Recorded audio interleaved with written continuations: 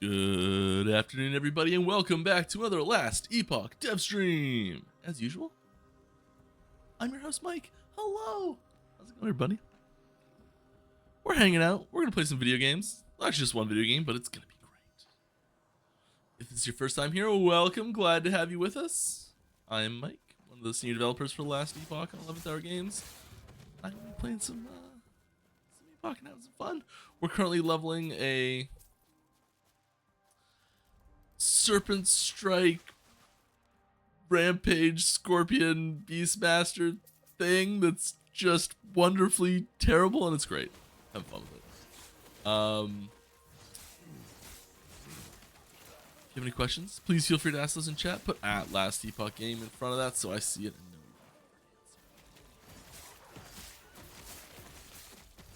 and know. About it.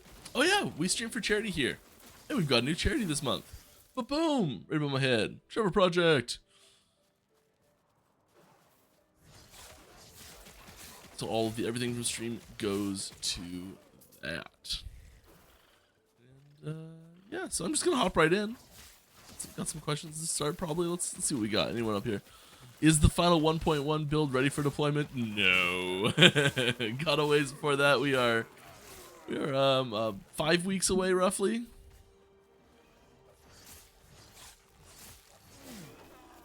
We got stuff to do in those 5 weeks. If we were ready to go now, we'd be going now. We do have builds going out to our CT program this week, though, so that's good. You know, it's making progress, making headway.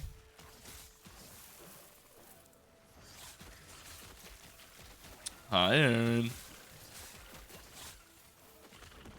How's it going? We're doing the same thing as last week. We're gonna be giving you guys a little bit of agency in your spoiler experience here on 11th Hour Game streams. I'll let you vote on the master you'd like to see a spoiler related to. I think it's a fun way to kind of gauge what people are interested in getting information about, and at the same time as still getting it out there. Oh, that's a lot of damage. Thank you very much, Master Sword. 37 months in a row. My goodness. Whew.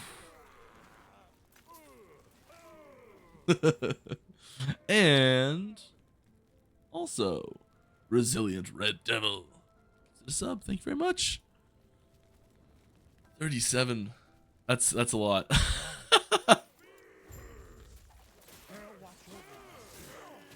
That was wild. Alright, more questions. Gonna answer some of those. Will Beastmaster get some love? Everybody's getting some love. Everybody's getting some love. There's stuff for you know, like the passives all over the place. There's skill updates all over the place. There's new items, there's new systems, there's all sorts of stuff that's coming. But yeah, there's some of those things do have Beastmaster specific implications. The answer would be the same for every class.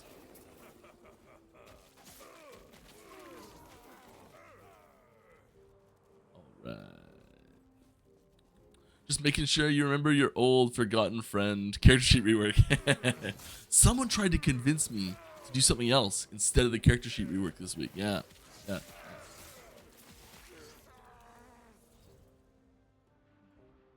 No, it's still on the list. Some of the data is still not set up yet. But we're it's on the list. We're working on it.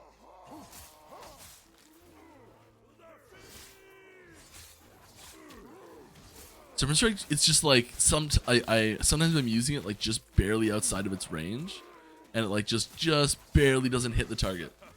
I know there's some work being done on Serpent Strike, like targeting and stuff. I know it seems like it's such a straightforward thing, but the range of it and the auto targeting snapping, it causes some issues in certain edge cases. Hello, Mike. Hello. First of all, I'd like to say it's an amazing job from EHG in this game. Thank you. Second, any spoils on bow/marksman updates? I don't think any of our potential spoilers this week are actually rogue based. Yeah. Also, oh man, I'm not gonna be able to say that name. Archangel C3. There's something capitalized there. Archangel. Thank you very much. I'm so bad with reading the names off. It's like it's my weakest point, I think. Also, Dahario 37 months ago. That's insane. What is going on here? That's wild. Thank you very much. Okay, let's keep going here. Hey Mike, hi. I know you can't talk about balance, and I'm just once again coming to you to beg for a rogue scaling buff for things besides shadow daggers and a bird, please. I mean, yeah, we try to add as much diversity to classes as possible. Currently, those are the two standout powerhouse ways to build rogue right now. Probably there's Jellicore's blast knife stuff as well. So there's there's definitely room for other ways to play to start to shine a little bit, I think.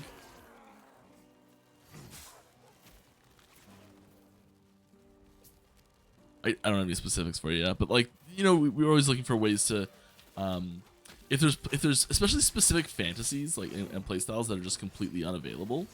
So like when I guess when we're like a good example of this is when we're looking at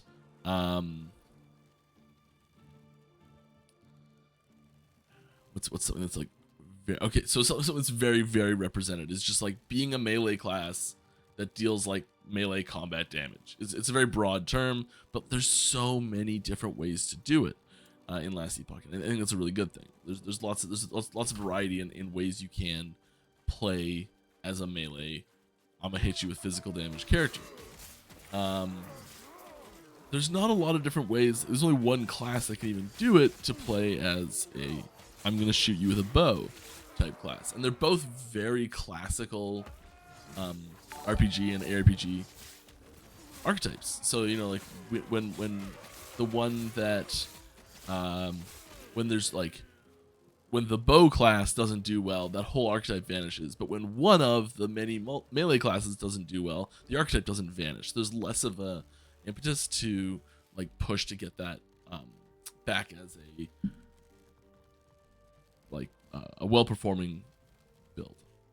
Also, thank you very much for Jarzul TV. 4 months in a row. Thank you very much. This is a busy start to the stream. So we're gonna have to get some cool stuff to show. Okay. All right. Any special thing you're prepared to show us today? Please hype us up. Yeah, there's some cool stuff. We got one thing left. So we had 4 things in the pipeline last week. 2 of them we showed on stream. One of them we shared on social media, and the one that hasn't been shown yet of that group is back on the list today. And then we've got 3 new things to populate as well. So we've got 4 options again this week, and you'll get to pick which 2 you'd like to see.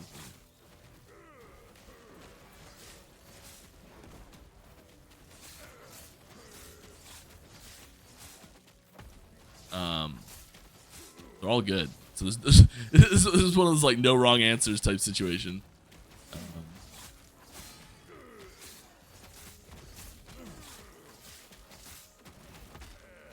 Oh my goodness. Get that res. Patriarch needs to die.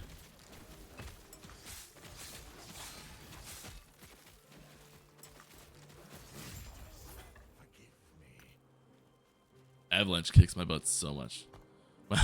My cold and fizz res must be like actually decent. Well, cold's not terrible, but yeesh, look at that necrotic. Good thing we're not necrotic heavy area. Where we going? We're going far over here, aren't we? We're just gonna jump. We're just gonna jump. I have 2 questions. Wonderful. I shall attempt to answer them both. Firstly, is there an official merch store? Not yet, would love to. I've seen some Last Epoch hoodies and I'd love to get one. Yeah. Second new mage passive sneak peek today. No, I don't think there's a mage passive on the list today. The merch store situation it's in the please some as soon as like come on please type situation. We're still working on it. Yeah, some stuff did go out. There was some boxes, some purple boxes that went out to like some staff and a few people that have like partnered with us on things over the years. I think some of that was like I'm guessing here because I really don't know what this was, but it felt like a little bit of a trial run for some like merch things. That's what it felt like to me. So we'll see what happens. But I know people have been saying that it's being worked on. Oh my goodness, that thing just kicked the crap out of me.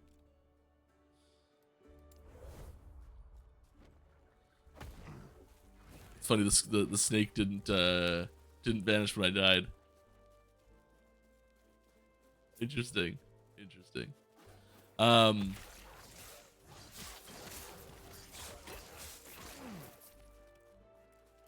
Yeah. Oh, something that I did get. Okay, here's. I'll show this off.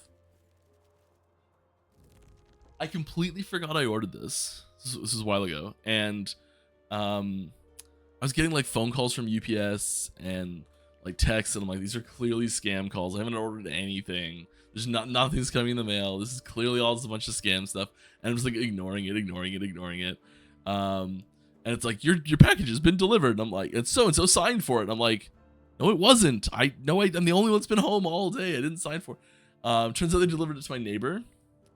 Happens to us like a lot, and like our addresses are so obviously painted on the like it's so clear, and I don't know how it happens so much, but our neighbor gets stuff for us all the time. Anyways, it was the case for the Last Epoch case showed up in the mail, and it came with all of these like acrylic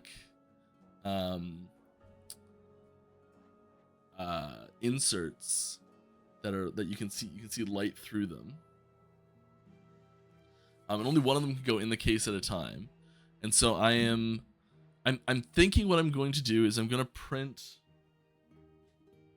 I've got a couple 3D printers in the garage, and I'm going to print a mount for them and wire in some LED lights just on like a battery or something like that, so you can turn them on and off and there's no cables dangling, but like have some lights to like shine through the back or something like that. I think it's going to be pretty cool.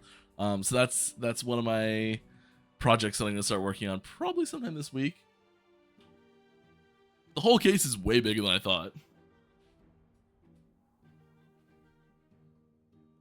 Whoa. It's huge.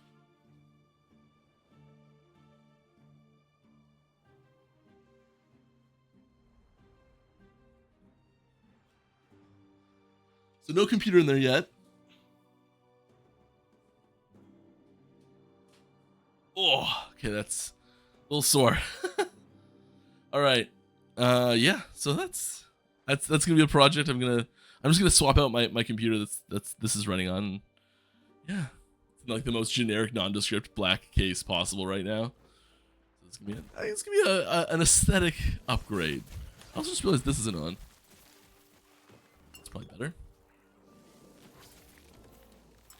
These guys, these Thunderstalkers are dangerous. All right, more questions. Will 1.1 come with any updates to controller support? Yes, it will. Yes, it will. Will we encounter the Harbingers in the Monolith or somewhere else? Yes.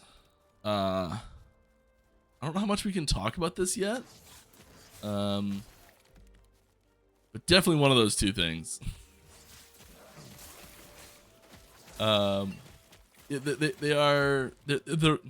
I don't know what I can say about this yet, because I don't think we've really said much about them at all. They are part of it is part of like our end game system.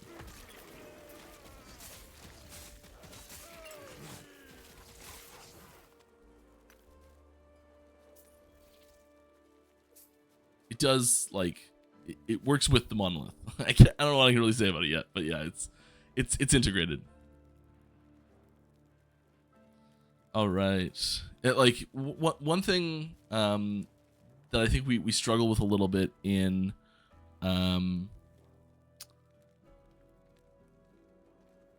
so some of the side activities. So like you've got your main activity that you're looking to do in the monolith. You're pushing corruption, you're killing bosses, you're completing prophecies. Like these are all things that are happening inside the monolith and that are like slowly working towards a singular goal. And then sometimes you get into dungeon situations where you're like, I need to complete the dungeon for the reward, but it doesn't really like, it doesn't give me progress towards anything else, or I have to go back and I have to complete my passive rewards, my passive and idle unlocks on side quests and things like that. And there's things that can take you out of the like efficiency route. Like where you're like, I'm no longer being efficient anymore. I'm no longer playing optimally because I'm not doing the thing that's going to provide the best bonus. But it's something that like needs to be done anyways. So I think there's some issues with efficiency feeling there.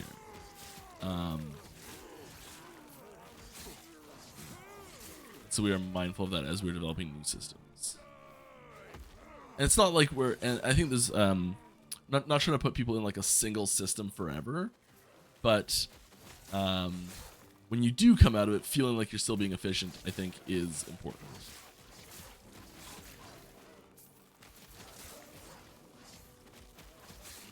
That like howl screech thing it does, it applies a ton of slow and frostbite. It's nutty. Alright, as a huge MTX fan, looking good is in-game. How far are we away from me using those sweet skill slots to totally bling my skills? I don't know exactly how far we are, but you're still a ways out. You're still got a little time there. We don't have the functionality of the system designed yet. So like, even if the VFX team like built up an MTX skill object thing to do, like a replacement VFX for a skill, it would have no way of slotting into the current system. So we still have to like develop the tech behind it even.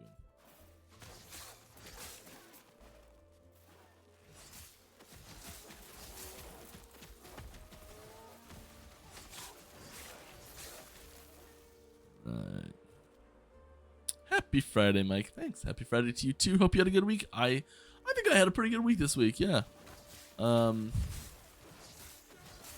know, there's we had a freak rainstorm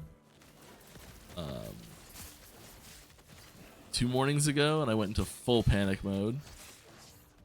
Luckily saved everything, which is great. But it was like 2-3 hours of like just sheer panic.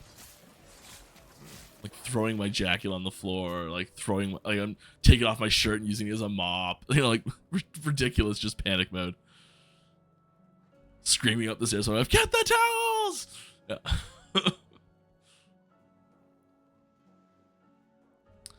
All right. Any chance of seeing throwing base weapons with throwing damage implicits in the future? This is a question that comes up quite a lot. So I'm not going to go super in depth, but there's not much there, I guess. So basically, probably not. All of the throwing abilities are balanced around the fact that you don't have those as possibilities. So like the monkey's paw joke I like to play is like, oh yeah, I think sure, I finger all the monkey's paw curls and there's a new item type that's added to the game that has 100 base throwing damage. All throwing abilities have minus 100 base damage. You know, it's like, if we did add that, we would take the power away elsewhere, and then you just be wasting, or you just be using more opportunity costs in your gear to get back to where you were. So we don't really have any plans to do that at the moment. We're quite happy with it being something that you don't have to use that that gear equipment slot for quite as heavily.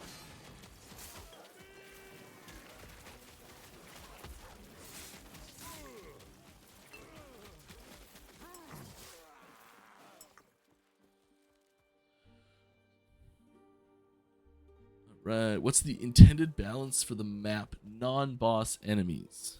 Map non-boss enemies. Okay, do you want them to be punching dummies or things you can actually need to pay attention to? I mean, I think variety is good here, where there's like some enemies that, you know, are a little bit of a pushover, and then other enemies that you know, they show up and you're like, oh, okay, I've got to figure out how I'm going to navigate this situation, and like, am I going to rush in? Am I going to like try and use some sort of tactics of the train? You know, like, so there's having situations of both show up is I think the goal, and what we try and do. Would you like to see more skills that require a different resource to cast, such as skills implemented into the game? Just curious on your opinion of skills that don't use mana to cast. I mean, so we balance a lot of the frequency of how fast you can use abilities around mana. We do use health as a cost thematically in Acolyte quite a bit as well. So like we do try and put alternate costs in where it thematically makes sense and is mechanically interesting. But if we're looking at an alternate cost system and we're like, I mean, it's just really mana but with extra steps, is there a real point to that? And sometimes where we answer yes to that question is with Rage, because Rage really is just mana with extra steps. And it's mostly just there as a thematic way for it to impart the mechanic of time limiting and resource decay onto shapeshifter.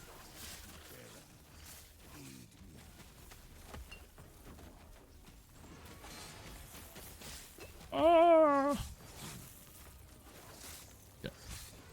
I thought we were done for there. It's close. Yeah, but I think there's definitely room for alternate casting cost in specific situations. So I think like having those alternate costs linked to specific abilities is really important.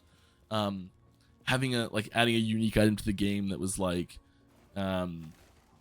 if you run out of mana, you can still use an ability. It just like takes the rest of the mana cost out of your health for whatever ability it is, no matter what. And you can like use enough things, it'll just kill you.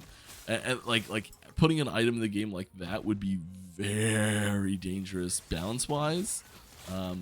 I think would be one of those things that like it would end up being super weak, or having like a crazy high opportunity cost, or having like a crazy high downside that's associated with the item directly. Like I think something like that would have to be so heavily internally balanced, like in the item itself internally, that it would end up not feeling like a ton of fun to play that, to use the item.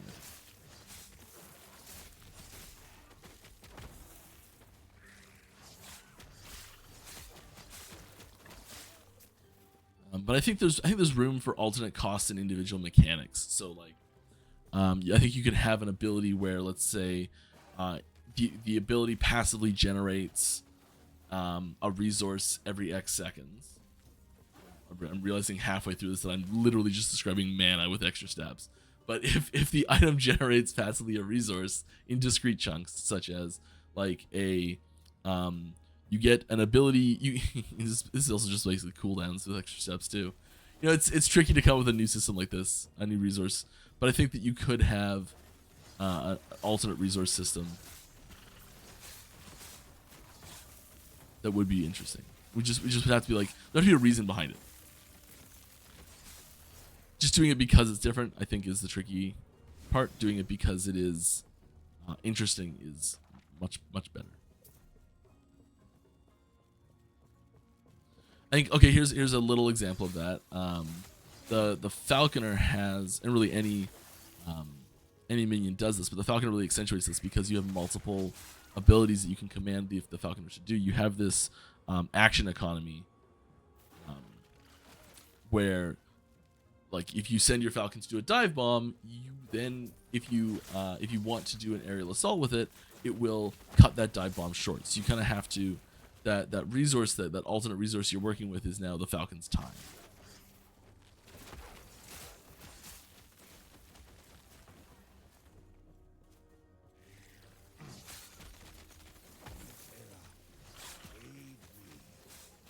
I do think that's interesting. That's something that we discussed a lot while we were making it.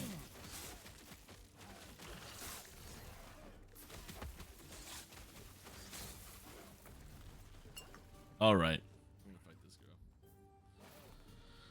girl. The case is really cool. Will you show us the end version when you are done? Yeah, for sure. It's gonna be a bit. I'm not in a big rush to get it built up, but once I finally carve out an hour, I can get that switched over pretty quick.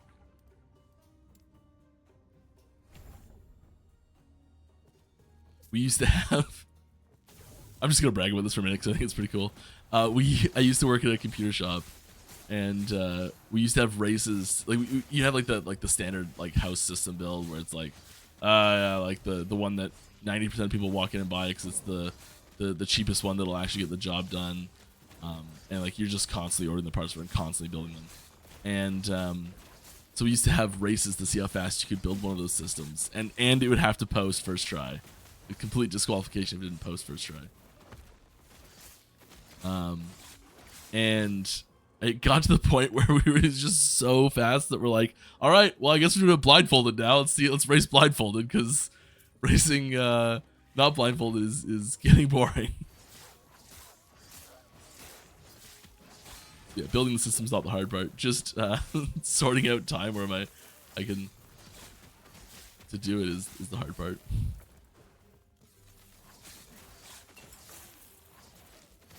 Right. Hello, Mr. Epoch. Hello. That's a cool name, Mr. Epoch. Please, Mr. Epoch is my father. That's terrible.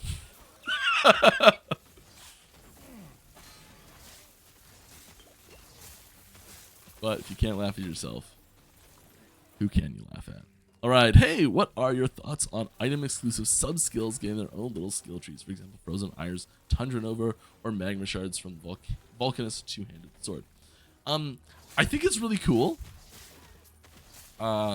It's actually things we've talked about before. This is not the first time we've considered doing this.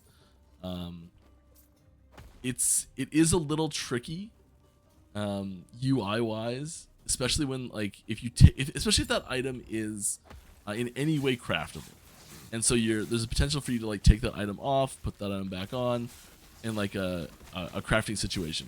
There's sort of this like this issue of it going on and off and not realizing if and keeping the specialization points where they were type thing.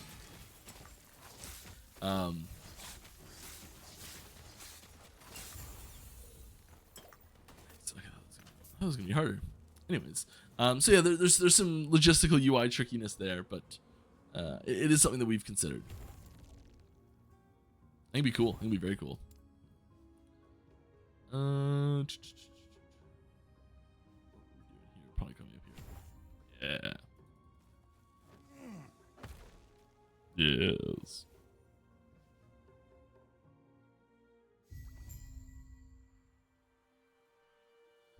I think stuff like static, where the ability itself has a resource, are especially cool to build and play around personally. Yeah, that is a good example of one that we do already in game.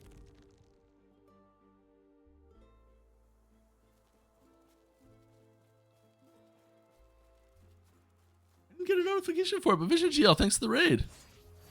Appreciate it. Welcome everybody there. I didn't see it pop up. Thank you very much. Welcome everybody. Hope you all having fun. Relaxing here today.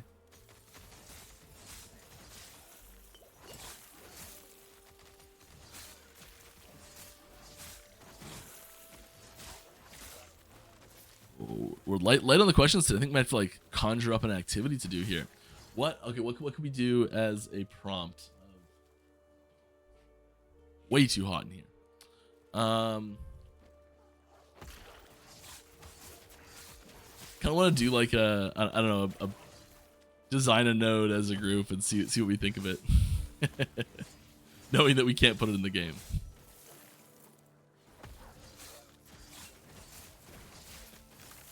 Pitch me your node. Let's workshop it.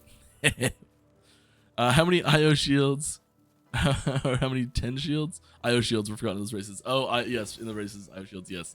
I saw IO shields. I'm like, yes, IO shields. I'm like, no one says IO shields anywhere. Yes, that was something that people forgot a lot. Whenever someone new would come to the shop and we're like, all right, let's see you build a system.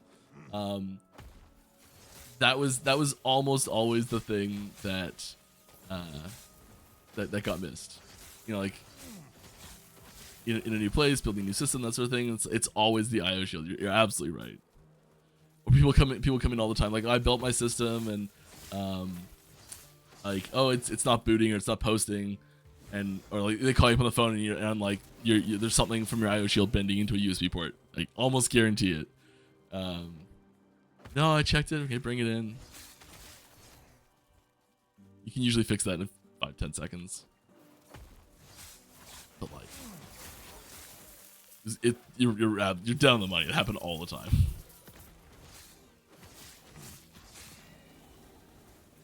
Or into the there's an Asus board for a while that the IO shield, for whatever reason, the tab on the Cat5 the network cable port would like bend into the network port, but it bent in such a way that like you could still plug a network cable into it. So you get people like a network cable plugged into the port with this like metal tab like bent into the port as well, and it just like we'd like stop selling the boards because they just happen all the time.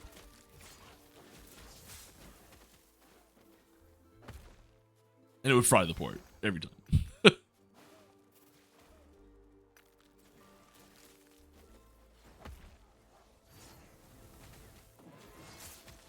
Right. Are there any plans to explain more stuff in Game Guide? Oh yeah, I had some issues learning Flame Aura on my first playthrough and had to look up a wiki. Yeah, so there's we try to put as much of the information in context-specific places as possible. So like when you mouse over a skill, that skill tooltip showing you all of the relevant information for it, and then like we use Alt to give you even more extra information on that skill type thing. But we try and add any like notes on like, here's what's special about this ability. Here's something you might think you need to know about that ability. That usually goes in that alt text where it's like just extra questions people have asked over the years. And things were like, oh, we really should explain that somewhere. So we do try and put things in context specific places. The game guide also is something that we are trying to expand on.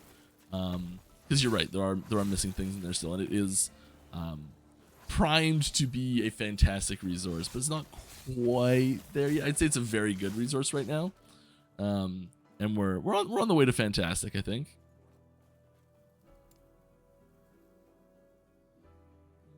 Okay, do we want to come down here as well, just to get more of them? Just go full investment there. We're coming up here though. We gotta do that.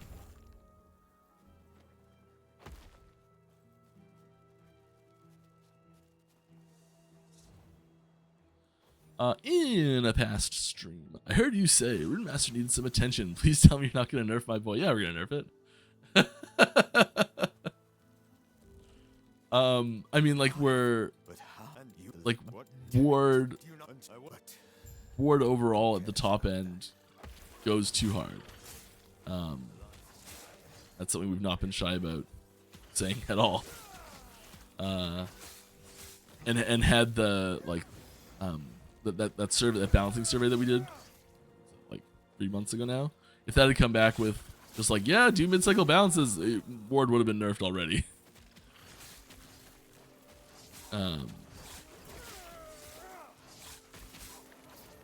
But you know, the playstyles that are popular and fun with Rune Master right now, people enjoy the playstyles of because the playstyles are fun.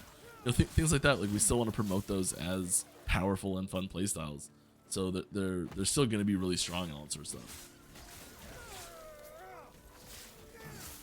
I know one of the builds that's very popular in testing right now is still a Rune Master build.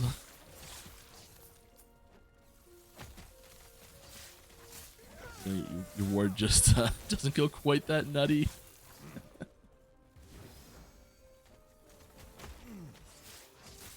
I'm sure there's other changes too, but like yeah, so like we're balancing the game. It's gonna include buffs and nerfs all over the place. You know, like even, and this is gonna sound ridiculous, but even classes that have that are probably overall underpowered have nerfs that go with them too. Like it's not just pure buffs on one side and pure nerfs on the other side. And like, you know, Rune Master will have some buffs too. So like there's good and there's good and bad. There's buffs and nerfs, which I think are all good on all of the classes. You know, so it's not so cut and dry of how things happen.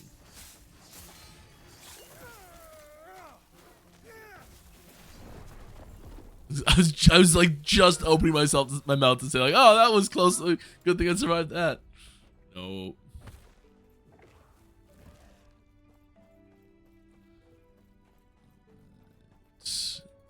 The fractured crown is an interesting item. It is. The fractured crown has a crazy history behind it. We added this item and didn't tell anyone how to get it.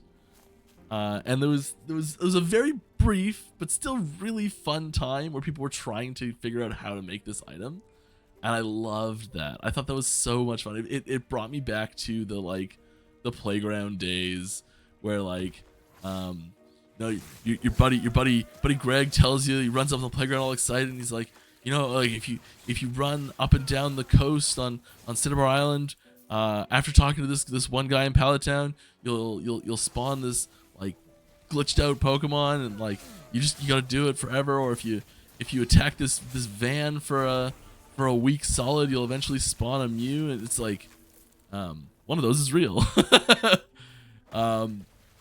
It reminded me of that feeling, and I was so happy with it. You know, with the advanced tools that are available now to learn these things, it doesn't last long, but when it does, it's really cool. I think we even had a situation where someone figured it out and was like, I'm gonna let people like try and organically figure this out. I thought it was super cool too.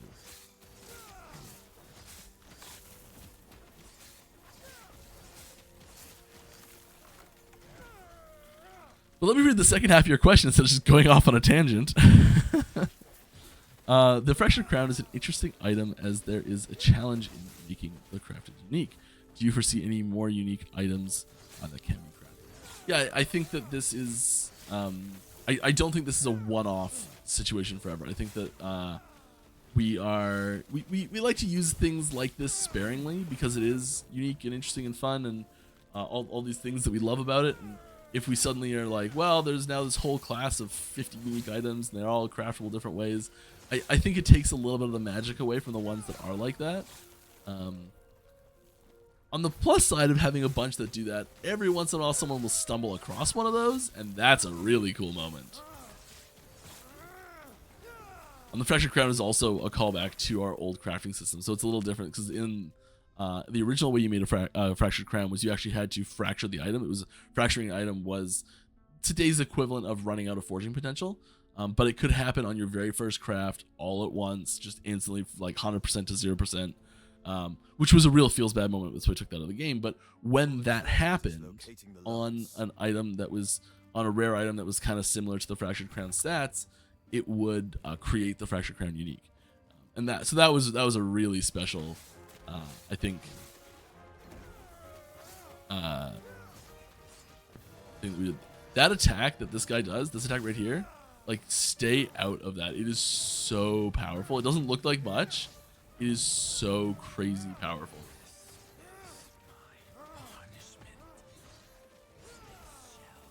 This thing will just one-shot you so easy. Apparently we're just freeze-locking this thing, so...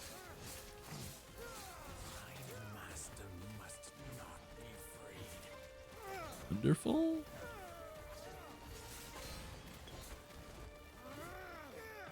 I'm like talking about how careful you gotta be, and it still almost gets me. Hey, that's a cool item. The current one's craft, so we might as well just wear this just for the sake of it.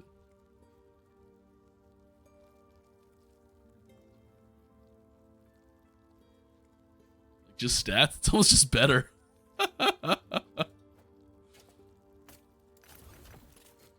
That's funny. We have the lance. Tell me more. The lance was fun. I'm playing I'm playing a little D2 right now. I'm doing an SSF thing, and still wearing like Mil Braga's hell. It's bad. Oh, we got a poll running. Thanks for the heads up there. All right, if you are interested in seeing a spoiler related to the mage base class, or a spoiler related to the Forge Guard, or a spoiler related to the Spellblade, or a spoiler related to item factions, please vote now, and I will show you one of those 4 things.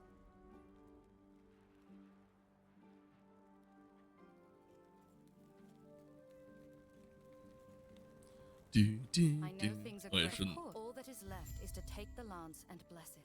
Yeah, give me my idle slots. I need this. I need those idle slots.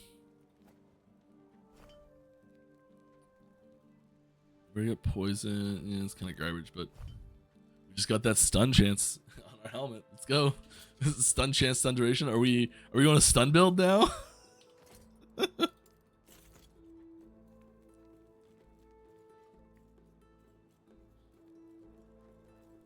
Oh, excuse me.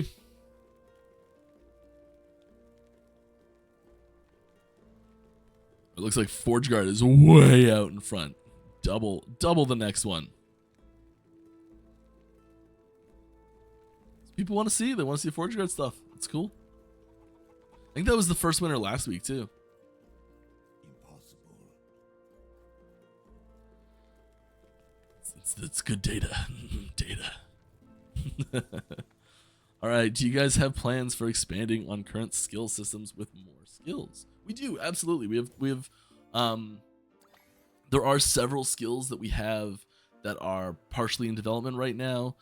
Skills that are just a name, skills that have base functionality, skills that have started to design their skill trees. You know, like so we are working on new skills.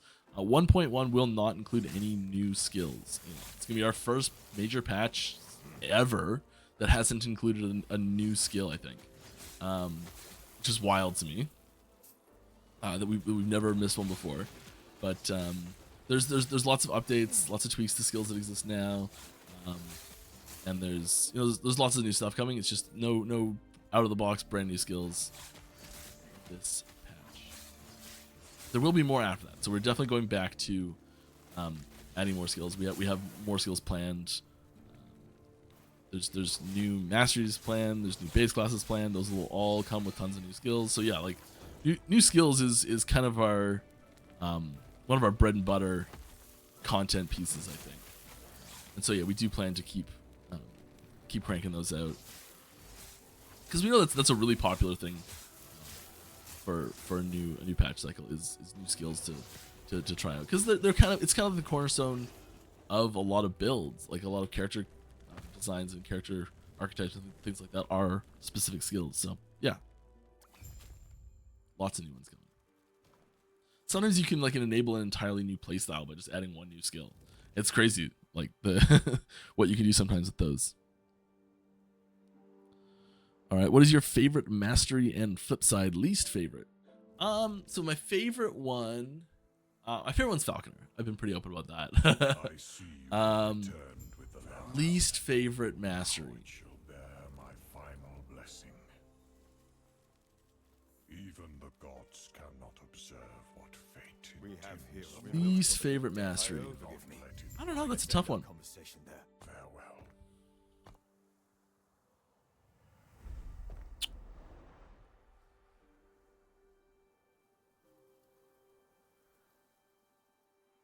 Weirdly, right now, I think it's probably Paladin. Actually, I think it's probably Paladin.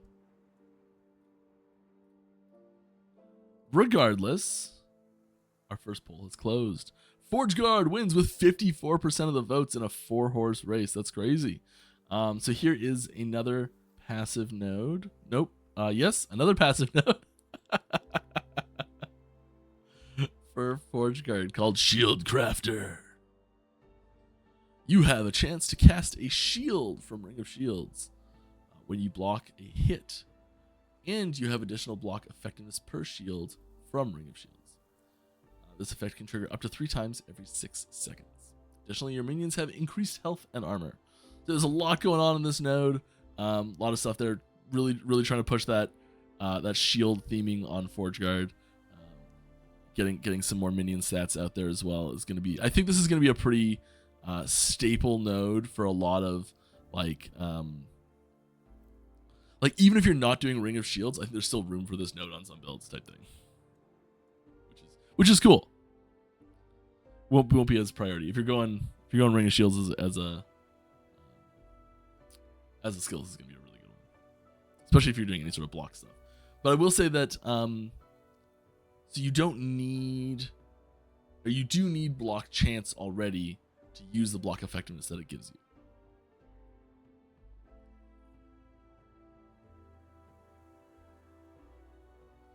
you. Alright. I just made a hangnail dramatically worse.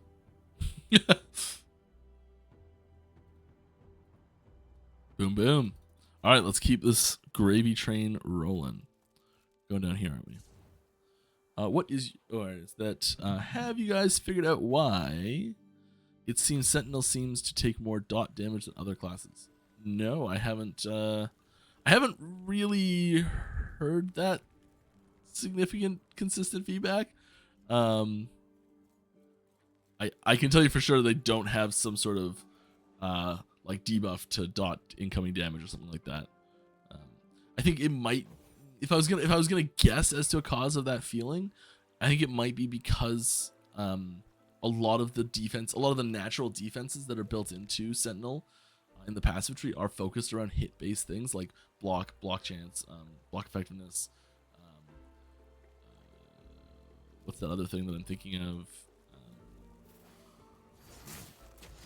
Endurance. No, that deals with dots. Armor.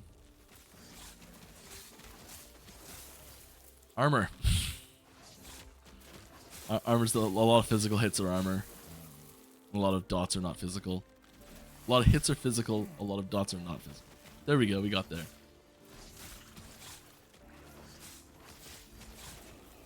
So you just like naturally you feel tankier versus hits in general, which I think makes sense. But I don't think there's an intentional thing there or any sort of like specific debuff. Just a reminder, if you do have a question for me, don't forget to put at Last Epoch Game in the question so it pops out at me. Keeping this going. The Falconer mobility skill is such a cool concept. Have you considered adding something similar to the Primalist, i.e. tunneling underground with your Scorpion for a short distance? Yeah, so I think the it's interesting. The Falconer, the aerial assault Falconer movement ability is an evolution of an old Primalist ability that we removed from the game. Actually, there used to be a game in the ability called Flanking Strike, and what it would do is, you know, if you had like an enemy here, and your minion was here and you're here. I'll die real quick. And you use Flanking Strike on a target here. It would dash you, and then about just a split second later, it would dash your minion first, and taunt and cause the enemy to like look at your minion, and then you would also dash to the same target and hit it again. And it would do extra damage to like taunted enemies like that. This was the goal. It was like you're flanking the enemy from two different sides. You're both attacking it together, that sort of thing. And this got pulled. It had lots of problems, like functionality problems, gameplay problems, visual problems. Like it was just riddled with problems. And I'd still love to try and get this working again. But the aerial assault that you see on Falconer is the evolution of that ability.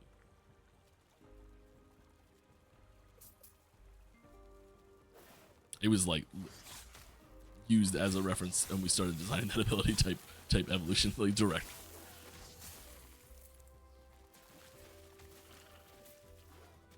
I know we've talked about other abilities like that. Like I'd still I think we first pitched the Raptor as well. I think there was a a movement ability where you like hop on the raptor and use it as a mount, and we're like, it's a bridge too far maybe. But there's things like that we're always talking about. Especially when the raptor gets some size buffs. Like there's a few things you do to get your raptor bigger, and when it's past a certain size, it like really makes sense to be able to ride it. Like I've had many WoW mounts as an orc where that mount is way smaller than me. All right. Got another one. Welcome. I welcome the challenge. Is it possible you might add uniques at some point? Okay, it is that. Okay, yes. Is it possible that you might add uniques at some point that alter skill trees in any other way than giving additional points? Like removing one connection threshold, or you being able to manually place one extra connection between adjacent skill nodes, or changing conversion nodes into different elements, or is it more the player freedom than you're willing to give? Just before I answer that, thank you very much to Rancid for the 5 gifted subs to the channel. Congrats to anyone who got one of those. That is awesome. Thank you very much. Super cool. Thank you very much. So yes, answering this question, we have talked about doing things like this. I think we kind of do some of these things like this already ish, but not the specific suggestions you've put here, and there's a good reason for that. And it's basically just the how the tree is laid out needs to be kind of static. It needs to not change much with the current system. We don't currently have a way to like modify which nodes exist on this tree, how many points required to them, and the actual like connections there. Like that type of modification isn't something that we really have the ability to change right now. It would be super cool if we could, but it's just the complex. I think the from a design perspective, the depth you gain, like the depth to complexity ratio for that change isn't high enough. I think you get not enough depth for the amount of complexity that it adds. And it's kind of just not quite enough stuff. I think you'd have to do it in order for it to be interesting. It would have to be done very generically. So it'd be like you got +1 connection, and you're like, what does that mean? You have to like now you're like learning like where can I place connections and things like that. I think it gets a little messy. I think just the extra point kind of achieves that in some ways, because it's just like you can use that extra point to just traverse the tree a little bit easier, to like make your way around the long way a little bit faster. Like that extra point kind of just does that organically. It's really easy to understand as well, so that you get most of the complexity, or you get most of the depth without adding any extra complexity. I think that's the key reason why we use just plus skills instead of those types of things. We do try to put for example, you mentioned having different element conversions. We kind of just do that already on things where it'll be like, hey, this item gives you a cold conversion for this ability, and if you have the fire conversion for that ability on the tree already, the item overrides that, and so you kind of are converting that like that conversion node into a different element conversion. You know, like so there's we try and emulate a lot of those types of things other ways if we can. They're holed up in the pier. If you think you stand a chance. But I think there is room for, in the future, if we figure out a way to do it smoothly, so a little bit more customization in the skill trees that I think could be really interesting. But if the system were designed specifically for that.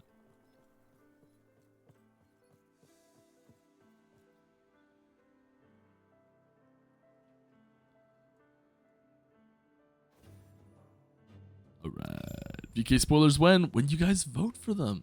It was one of the options. You could have had one. Wait, no, it wasn't one of the options, was it? We had one last week. Was this one? That was over the line. That shield crafter was over the line, so you can't use it on Void Knight either. Sorry. We had a cool one last week, I swear. If you missed that, if you ask nicely, I'll just bring it right back up on stream for you.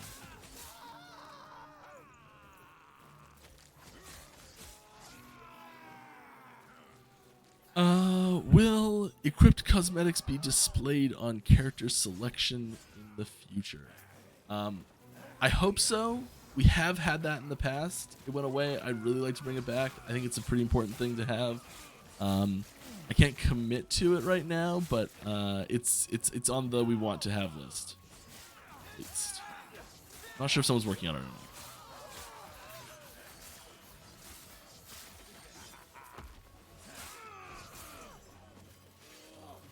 Do you have an idea on when the first official season will start? The first official season started on February 21st, and the second season, we're calling them cycles, starts on July 9th. Yes. Will you guys add more dungeons in the future? Yeah, dungeons I think are dungeons are a really great framework because they are they're pretty flexible in what they can do while still having a consistent framework that makes sense. So you don't have to re-tutorialize the system. You just have to re-tutorialize that specific mechanic. And you can put all sorts of wacky rewards at the end of it that you can't put elsewhere in the game. So it's a really powerful system for us, and we do want to explore it more. Also, just getting more campaign skips in there. There's lots of great benefits that adding more dungeons does. Dungeons are missing a little bit of UX love that they need to really like shine and feel fun to play. So we are making some changes to that this patch and next patch probably, just to like get that system feeling really tight before we add more dungeons to the game. But yeah, that is a when we design dungeons, we design them specifically with the intention that it is a something that we would add more to. So like as we were designing early endgame systems, we were really interested in systems that could that lent themselves to expansion really easily. And dungeons are one of those things where we can maybe it's not a headlining feature, but we're like, hey, this patch is like it's doing well, but like maybe it can use just like a little bit of zhuzh to like just make it really exciting. And like, okay, well let's add one more boss, one more dungeon, and it's something that you can kind of like tack onto a patch if you need it. And then it's also a system where, hey, you know, you could really go deep with this, and you could have an entire patch focused around it. There's also a lot of room for just additions to the system overall that we can do that we've planned out for long-term stuff, and it's a very expandable system. It's very modular. We're really happy with it. We're going to keep using it. Having said all of that, you know, there are no new dungeons coming in 1.1. But it's here to stay as a mechanic. We really like it. All right, can you tell us a bit about the social culture in the team? Like, do you get together and do team building activities, or is it more informal get-togethers? Well, so I guess one big thing is it's entirely remote. So there's like our get-togethers happen like every couple years. It usually consists of like 10% of the team and whoever's available, because it can be pretty expensive to get everyone together when that involves flights and hotels and you know, you're eating at restaurants and all these things. So it's a pretty big expense to get the team together, and it's not something that you can really expect people to like basically pay for a vacation, but you're working at the same time. So it's expensive for us as a company to do get-togethers. So we usually try and focus them around some other large event. So for example, in August we had Gamescom, and actually September. August or September, there was Gamescom. It was like, that was so much fun. We got to go to Germany, and like I think that was probably the biggest meeting we've had, maybe second biggest. One of the PAXs may have been bigger. So yeah, we usually focus around a convention or another large event, something that we're like, we're showing off the game at the same time. Like, there's a reason for us to be there as a company, and try and do as much stuff at the same time as a you know, group of friends and studio that does this stuff together. There are a few oh,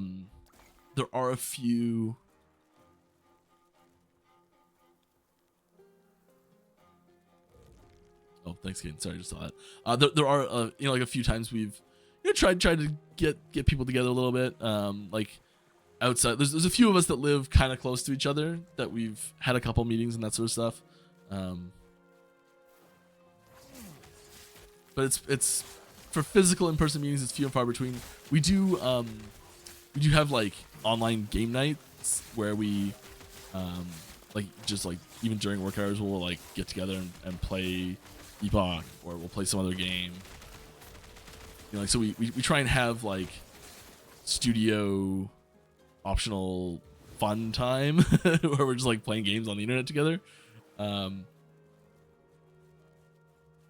There's actually an internal play session happening right now for Epoch.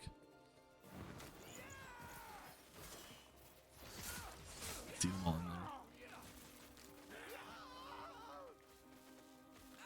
there.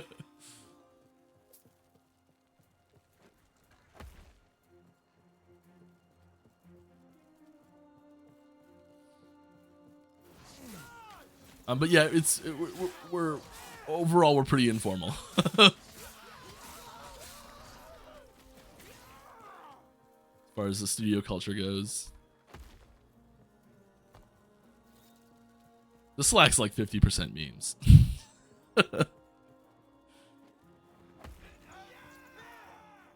Which is probably a good thing, but yeah, however you want to take that. Got our Sabretooth. Now do we go 3 terrible companion mode? No, we're gonna stick with these two. We're Poison Raptor.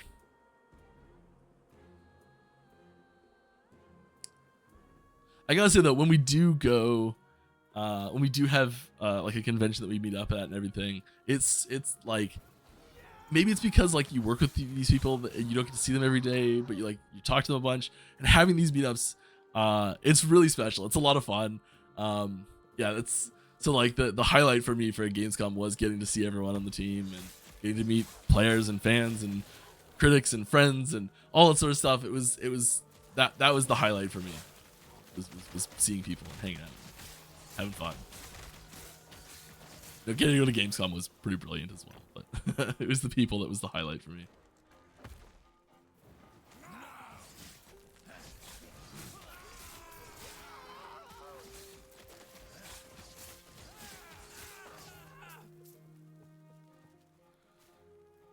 Right, more questions. I feel like I just like jetted off on a gigantic tangent there, so sorry about that, but more questions. What's the silliest / coolest build you've seen?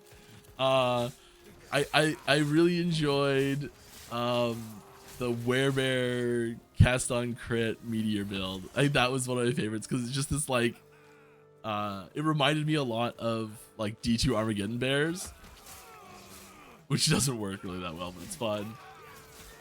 And yeah, I thought that was kind of silly. This like bear that's like this calamity that's just charging through the world, and meteors are falling from the sky and heralding the destruction of. Yeah, I enjoyed that. When does the patch go live?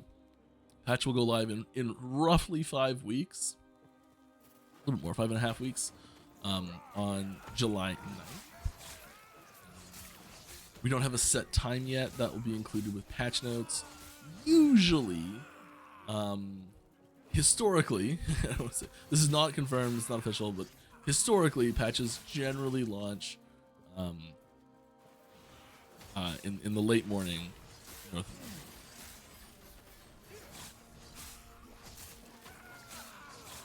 have a specific time with patch notes, which will be a couple days before patch.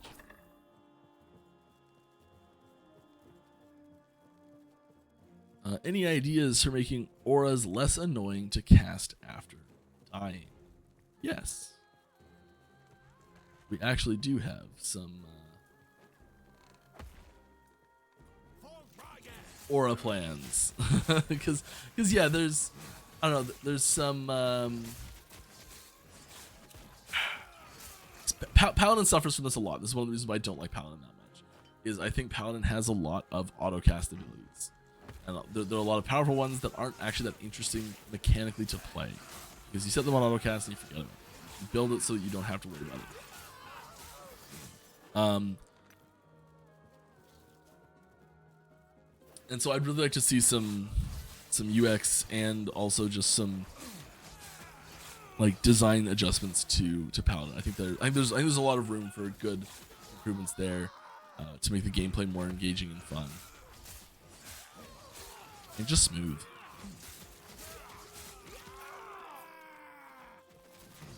I remember in the past seeing vials labeled as beer in the game. Yeah, was there a difference between the potions of vials and the beer vials that dropped from enemies? Is it a rare drop or was it removed? It is a rare drop. It was not removed. It's still in the game. I get one. I feel like I get one on stream like every other stream or so.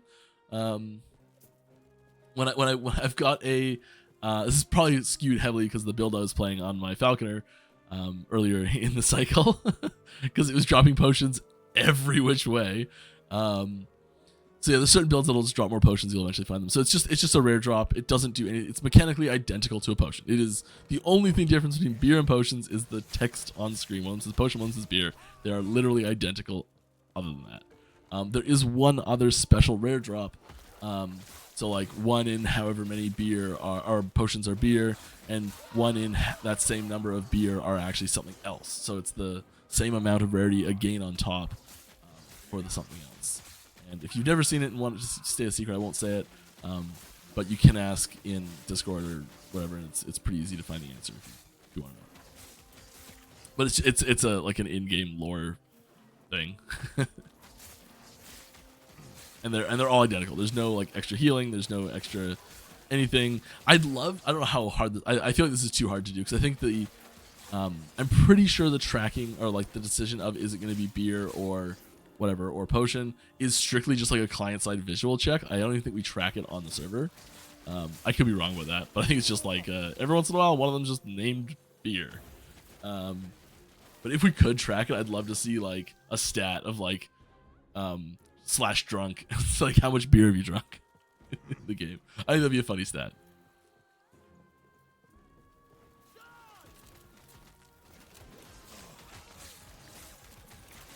If it is strictly client-side, we couldn't track it, though. Maybe we'll save it locally. It's not as interesting. You could fake it, but it's so cute. All right. Any plans on having a way where you could swap notable passives between skills? Could create some very unique builds, but also could break everything. This goes back to the customizing of the skill trees themselves. It doesn't really work with how we've set this up because what's a good example? There's a ton of nodes. Basically every node that's not just like a straight stat is manually implemented in the system. So like even just this, like the area difference on this, it's not just like a stat that can be applied to some other thing. It actually like we have to go into the mutator for Fury Leap and like check find how the VFX is implemented, make that VFX get bigger, check how the damage for this ability is handled in every situation where damage exists here, adjust it for that. You know, like it's manually done for Fury Leap, and then like Swipe might have an area thing as well, but it's like manually done for Swipe. So it's a different process for each of them. And as soon as you start making nodes be able to like move from one tree to another, either you're like, this specific node can be transferred to the Fury Leap tree specifically, and then you're just implementing that node again in the Fury Leap tree directly. But as soon as you're like, this node can be moved to any tree, or you're like, seal this node in a gem, and you apply that gem to another tree, it can't be done generically. So all of the things that we do for skill trees like that are designed with that specific skill in mind. So this is one of the advantages and disadvantages to having things be specific versus generic. So like there's this freedom of combination that just exponentially grows and grows and grows when it can be generic. like you have with the skill gem system in PoE, which is fantastic. And this is like this is the beauty of different systems like this, is that they each have their own strengths and weaknesses. And so there's certain things that our system does better, there's certain things that their system does better, and having them both exist, I think, is the fun part. That's what makes things interesting. Time that jump as poorly as possible. Like, I know how long to delay this. Nope. But you know, we are really interested in increasing the player agency in the skill trees.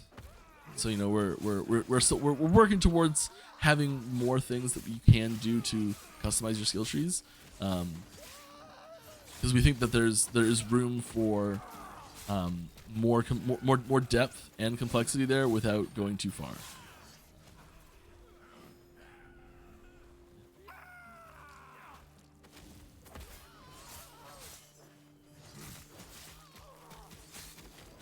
But it's gonna be a while before that happens.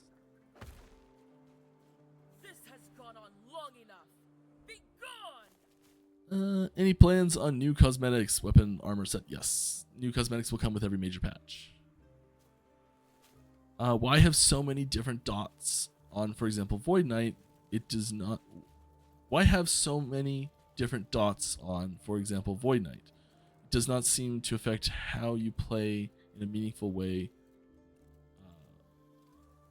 Playing one dot versus another.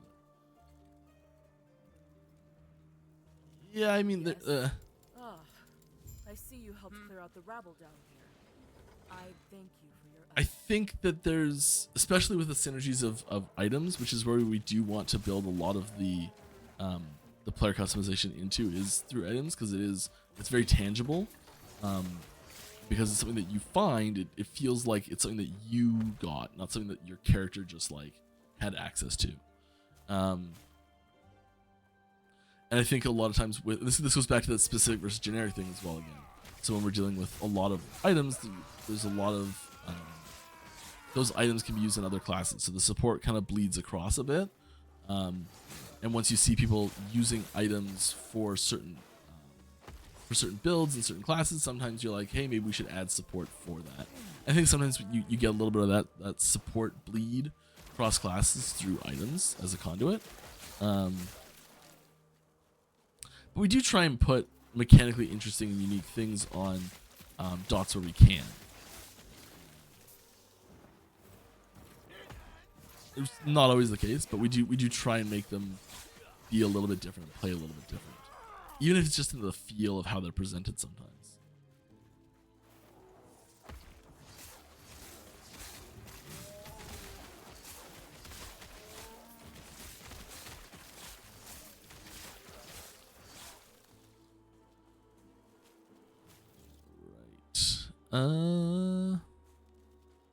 Looking good today, Mike. Thank you.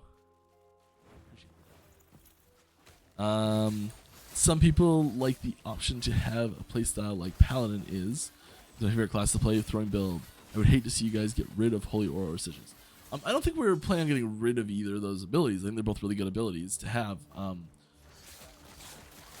I think that right now the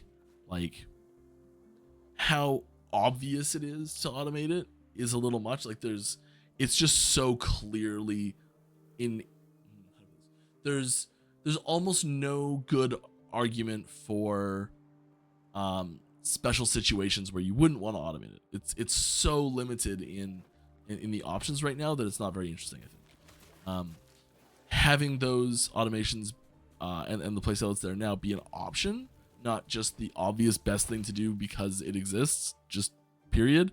I think that's the distinction. So having it be, hey, there's a way to do this that's fun and powerful and cool, and there's another way to do this that's fun and powerful and cool, and like having that there's another option is more what we're after.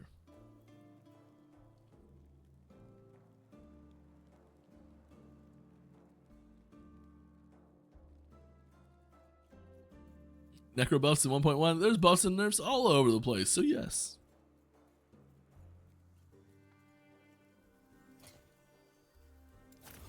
I'm glad Keep you guys on your toes, right? Be wise. I'm glad you are safe.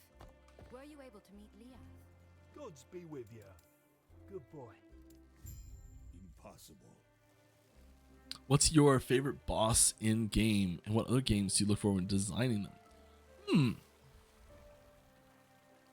I am by far not the most involved person with boss design in the game. I you know, touch on it a little bit here and there, but far from the primary person on boss design stuff. And speaking of my favorite boss, Lagan, who's on screen right now, is I think probably my favorite boss actually, which is probably a weird statement to make. It's mostly just because it's one of the most different bosses, I think. There's also, I get a feeling of like, hey, I figured it out. I got the dance. I can do this fight without getting obliterated. And like, a lot of that feels like it comes down to the skill that I've gained in learning the fight and everything.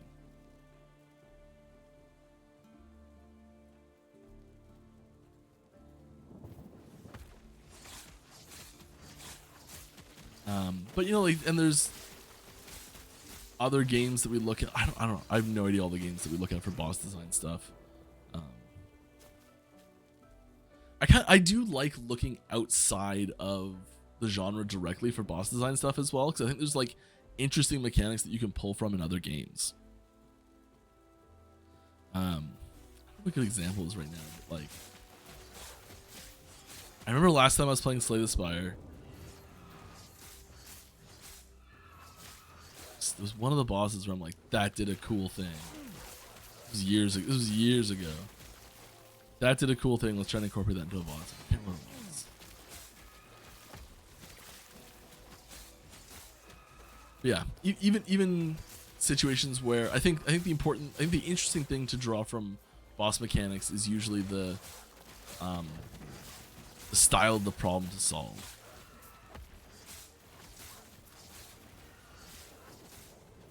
I really like bosses that are like, all right, you've been fighting me for a little bit. Here's a new problem. Can you solve it? Especially when it's like, can you solve it on the fly?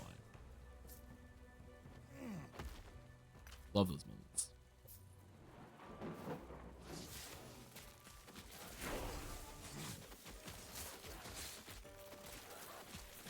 Do you play Path of Exile or D4 or anything besides LE? Yeah, definitely. I was last season. Last league. I was playing PoE. Went pretty well. I think this is just the, hey Mike, you haven't played many PoE leagues recently. So there was some older league content that I was like that came in since the last time I like really went hard, and I'm like, you know, like I watched videos on it and read stuff on it, and I just hadn't actually played it though yet. So I felt like I was learning like 3 or 4 cycles or leagues all at once. And that made things a little tricky, and the just for me personally. But yeah, played some D4 recently too. I enjoyed quite a lot. I haven't really played it since the launch, so a lot had changed since I last like picked it up, which was great to see. And right now the like non Last Epoch RPG I'm playing actually is D2. I'm playing some SSF this time. I haven't done SSF and D2 in a long time.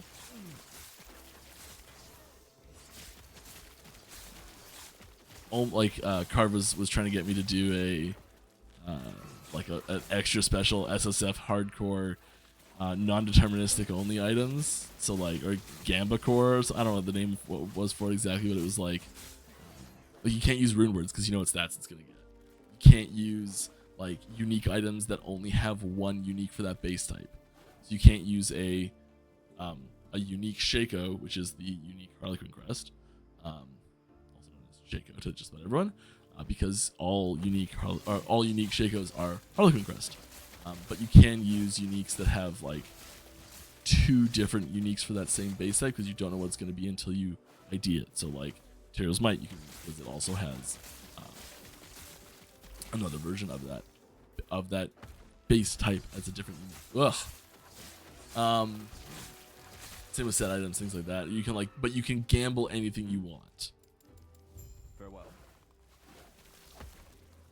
There's a lot of using the gambler. I'm like, you know, I haven't done a ladder reset in quite a while. I think I'm gonna just do SSF.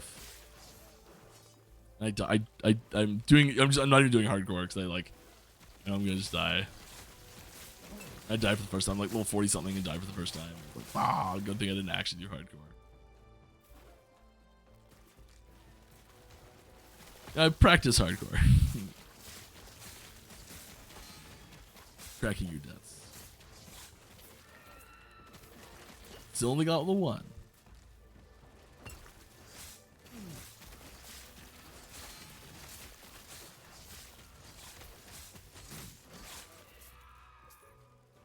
And like, I'm sure you can guess what it is.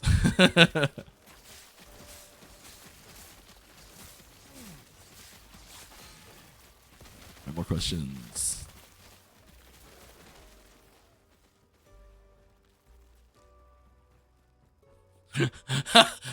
Knowing Mike likes Flugon makes me okay that he doesn't do much with boss design. Yeah.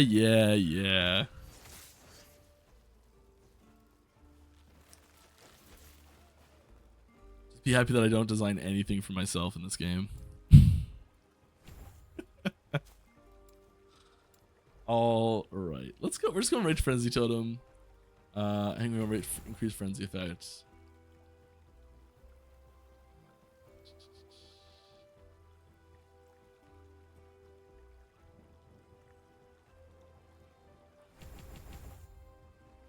We're going there. It's just what we're doing.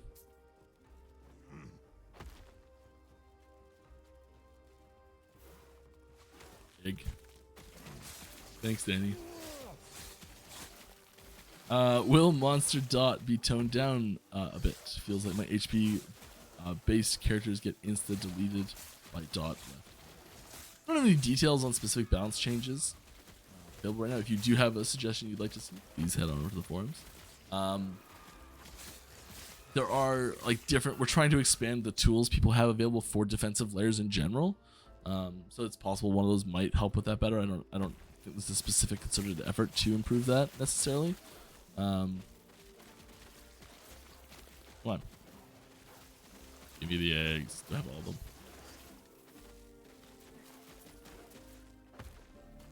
Nope.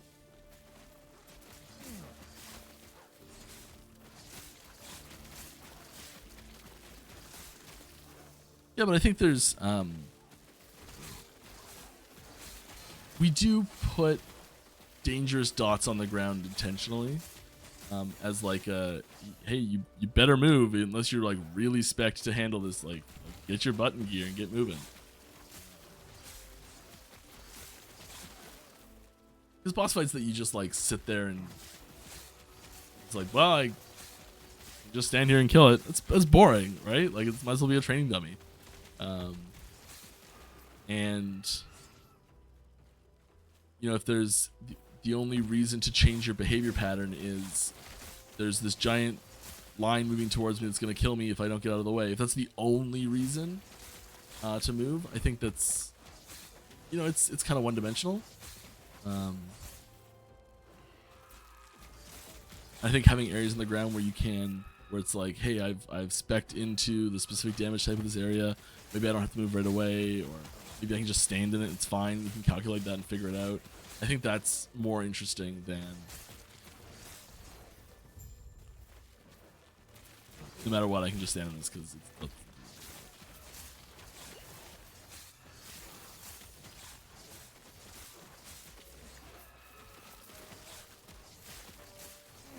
And there's so much power in sustain, especially.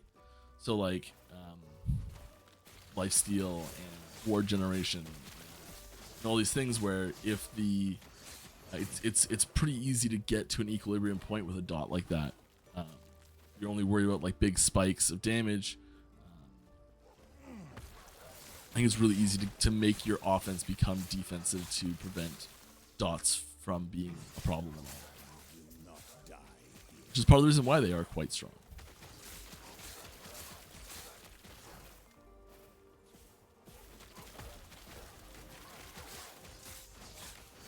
We're just out for a kill.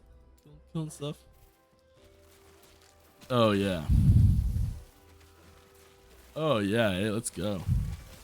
Companion abilities all day. You don't need mana.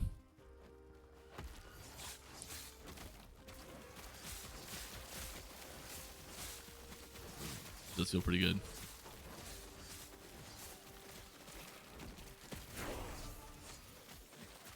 Timely level up is timely.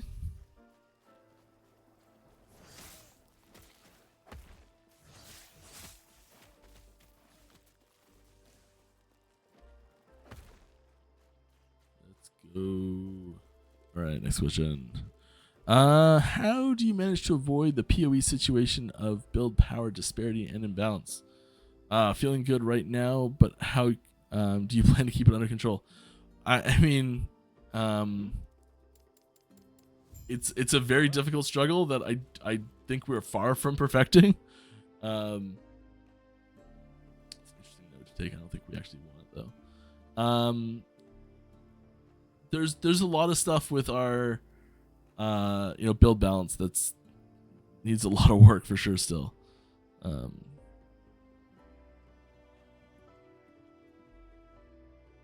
But a lot of it comes down to just testing, just trying stuff out and seeing if we can break stuff. Oh, there's another one. Second poll is about to end. I just noticed that it's going. You've got mere moments to get your vote in. If you haven't voted for it, go vote in chat right now, real quick. There's only like 30 votes there. 31 votes, 32 votes. Let's go.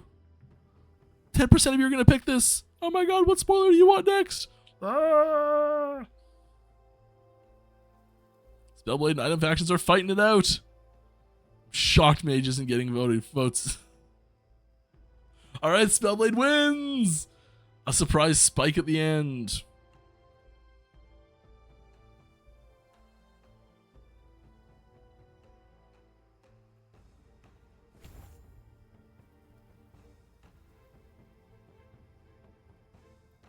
Here we are.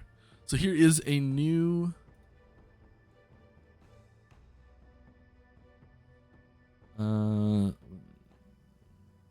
Rumble is that one so I can read it because it's so tiny on that screen. Congrats to Spellblade, who has this is in the lower chunk of the Spellblade tree, so you can get this on other classes if you want. It is pretty focused towards Spellblade, but it is a threshold node that is just 1 point of dexterity per point, up to 8 points. At 5 points, you get increased critical strike chance per dexterity of 8%. So if you have 10 dexterity, so it comes with 8, but if you have 10 total dexterity with at least 5 points in this node, you do get 80% increased critical strike chance total there. So it is there's a lot of scaling for dexterity there in crit power on Spellblade, which I think is really good for just like adding a little bit of extra utility for incidental attributes. I think that makes sense. So like dexterity isn't something that will scale a ton of stuff in Spellblade, but there's like just enough theming there that it's like makes it worthwhile to have a little bit of nodes in the passives that can help you scale that. So if you do get like I think some situations where like maybe you get dexterity on a You were told not to come here. It would be wise to on like on a legendary craft or something like that. Yes. It's just having more of these stats that are useful and they're not just like dead stats. I think is really good.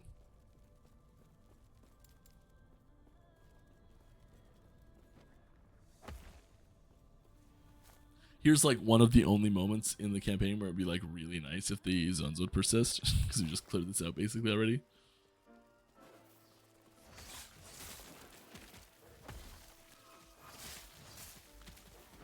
I really just shouldn't have done this out of order. But that's okay. We're farming up for the boss because we are gonna need it. What's that?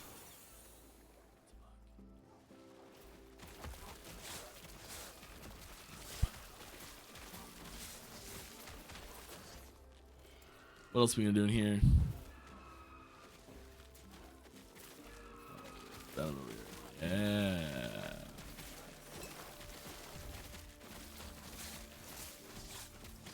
Poison chance. All the baby scorpions, all the bees we spawn, get that poison chance. All right. More questions. Have you tried No West for the Record EA yet? I have not. I think so. I think there's a this is talk about great bosses from other genres, like Souls-likes, which has a lot of inspiration there for No Rest, and it is high on my list for sure. I think at this point I'm waiting for release on it, just to get that like complete experience right out of the gate. I don't know. Might go in early. Haven't decided yet, but it's. I watched a bunch of videos on it. It does look like a lot of fun. So we will be playing it at the very least. It's a matter of when. Yeah, or when, not if.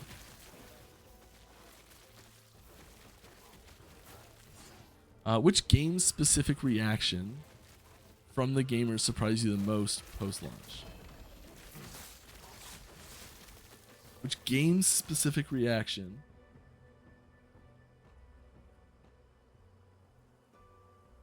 So good at this. I'm a professional, guys. Don't worry. It's fine.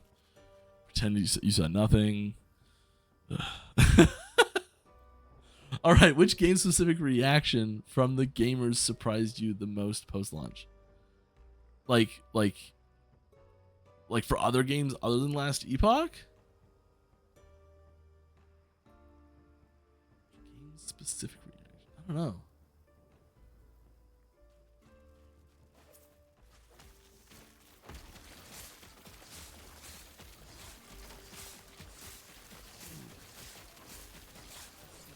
Sorry,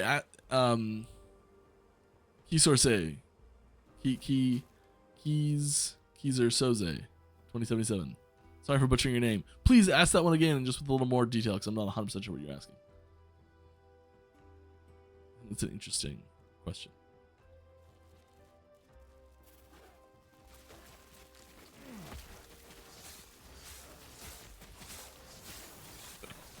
Is that the bingo free space? No, what Mike Dies is. Yeah, Mike Dies is a safe bet, especially when I'm playing this character. Who am I kidding? I need to qualify that. Mike Dies is a safe bet.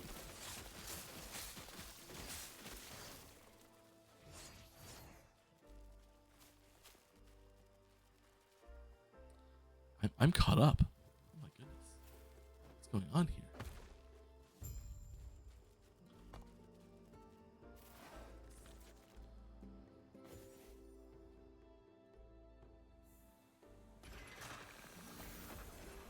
Yeah, sorry about that.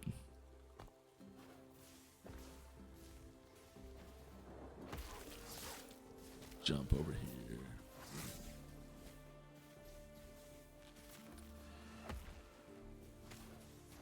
Oh, as far as reactions for games that surprised me, I don't know, like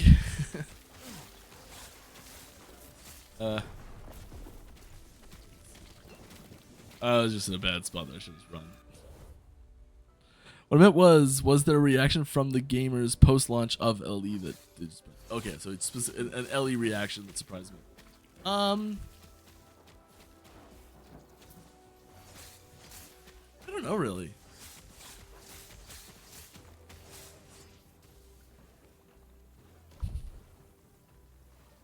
There's been reactions to announcements that have surprised me a lot.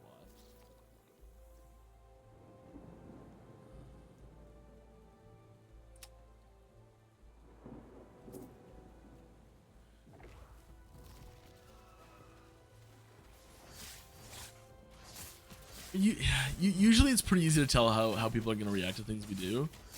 I don't have a good answer for this, do I?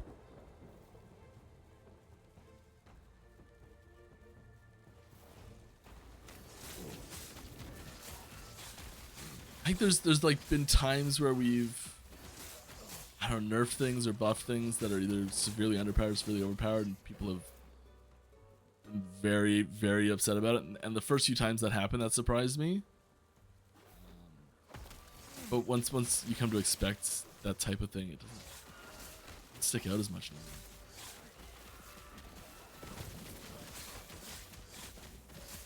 Just like, I don't know, whenever there's something that's like clearly so overpowered, it's just like, all right, we're gonna nerf it, and then it gets nerfed, and it's like, surprise Pikachu face, really?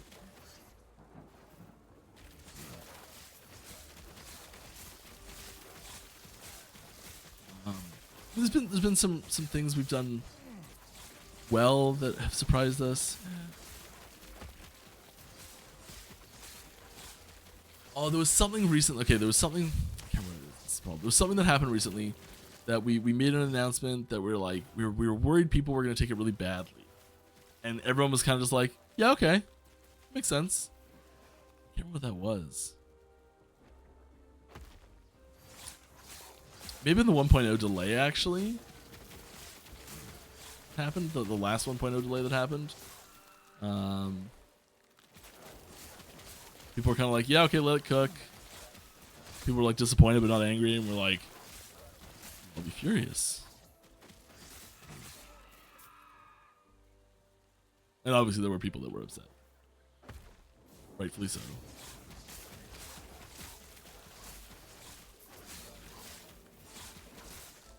There was something else that happened recently, and I can't remember what it was, where like I remember having a meeting being like, okay, how are we gonna like, there's gonna be fires. What fires do we think are gonna happen? How are we gonna try and put those out? Like having like a plan to deal with the fallout from a reaction. And like we put it out there, and everyone was just like, yeah, all right. We're like, okay, great. Moving on. I can't remember what it was though. It's gonna bother me. It's gonna gnaw at the back of my brain.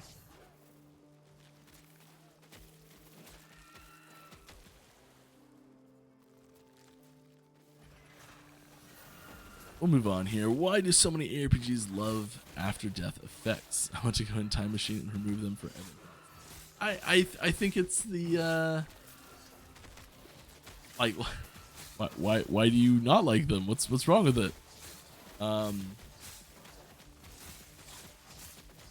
I think they're interesting. I think it's a new thing you have to be aware of in combat. It's a new like angle to the fight that you have to think about.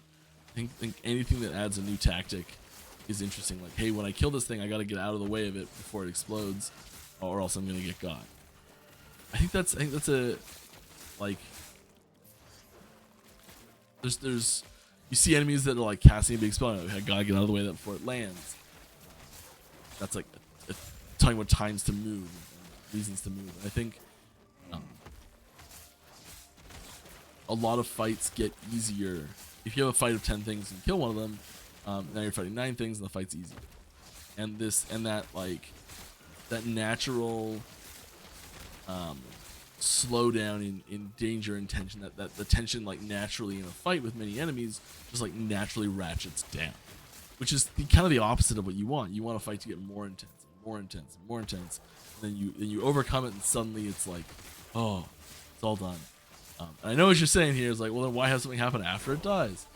And it a lot of the time is because when there's many enemies, not the one big bad, the big baddie rarely has on death effects. I think that's very rare. And usually it's scripted for some reason. So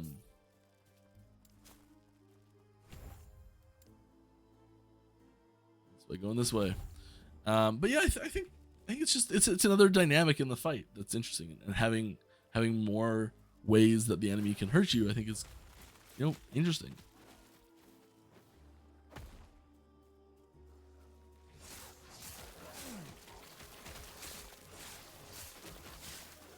I think it's the problem with it usually is when it happens instantly. That's usually the big problem. I know we generally try and put a delay on it, so you get a warning. think a lot of times when because it's funny you mentioned this when I mentioned my death, it's the Stygian dolls in D2, which are on death kill effects, but they happen instantly and they're so fragile that you can kill them by mistake. I think those are the two times where it's really frustrating, is when you don't realize it's going to happen, and there's no time to prepare.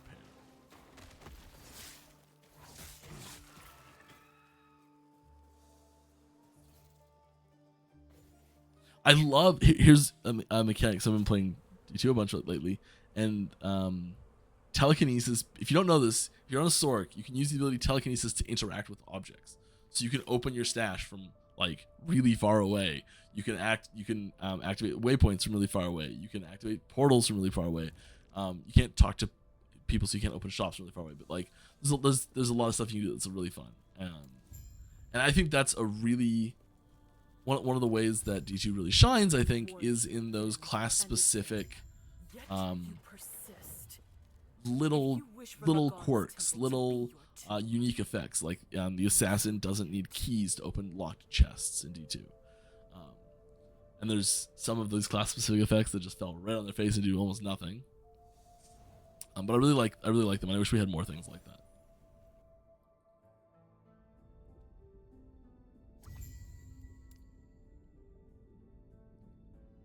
Into the Temple of Lagan, the bowels of depravity. This way? This way? I can go this way. This way? Yeah. This way? This way? What this way?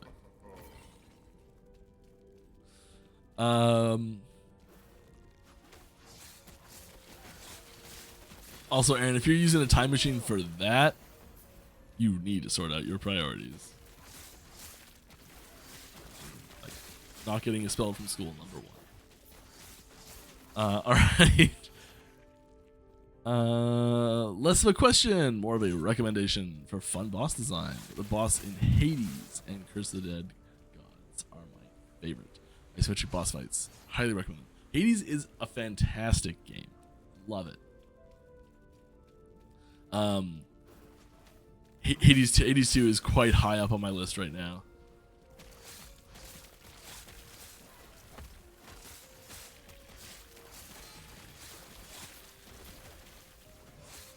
I just built a media center that can actually play games.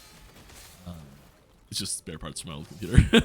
And I actually printed I don't know if I said this right to you guys, but I printed the case to like go into my media center like entertainment unit thing, like cabinet doors and things like that.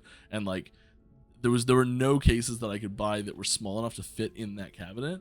So I actually 3D printed like basically just like a frame case for the computer to live in, and it's the weirdest design thing ever, and it's only useful for this one specific cabinet. But anyways, I think Hades would be a fun game to play.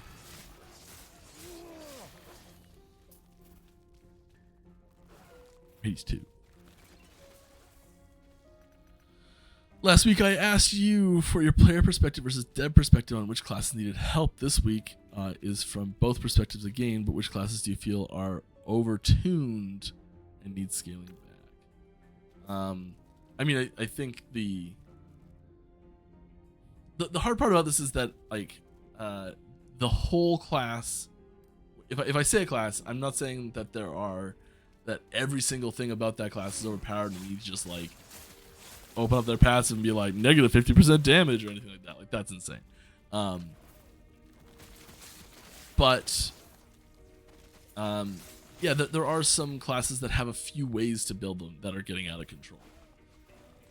And I think it's kind of easy to see some of those in the builds you see, like the build guides you see pop up online, where it's like 3,000 corruption. You're like, okay, there's some mechanic here is getting out of hand. There's something that's causing this to balloon out of control. That's not supposed to be like that. And I think you see a lot of that on a few specific builds in Runemaster. You kind of see it. You see it in a lot of places. There's I think few masteries that are completely unaffected by it, this sort of phenomena, but like Rune Master, you see it a lot. There's the Falconer stuff, you see it a lot. I think those are probably the two biggest culprits, I think.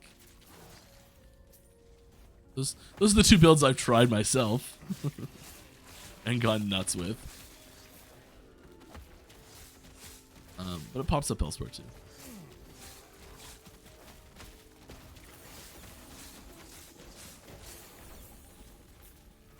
It's all 5 skills leveled up.